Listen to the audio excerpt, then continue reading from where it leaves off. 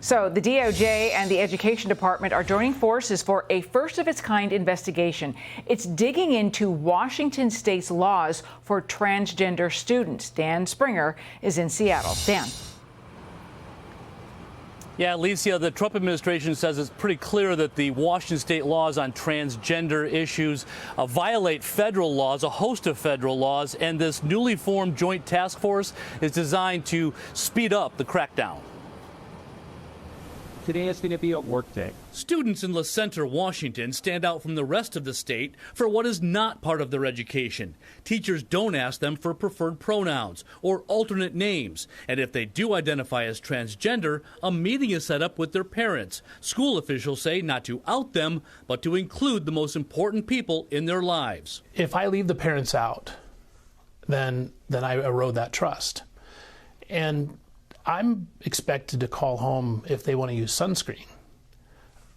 But if they're going to change their gender identity, I shouldn't call home. La Center calls it a pro-family policy and is fighting to keep state funding because state law says parents must be kept in the dark if that's what students want.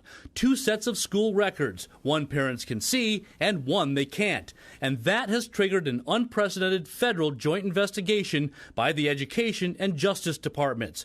Education Secretary Linda McMahon writes, Washington state appears to use its position of authority to coerce its districts into hiding gender identity information from students' parents and to adopt policies to covertly smuggle gender ideology into the classroom. Some female athletes are also speaking out. Annalie Wilson says she's competed against and lost to 3 biological boys in the last year. I don't want this to keep happening to other girls. I don't want other girls to have to experience this. So if I need to talk about it and stand up for other girls, I will. But State School Superintendent Chris Reichdahl is digging in, calling the federal investigation an alarming attempt to infringe on the rights of our transgender and gender-expansive students.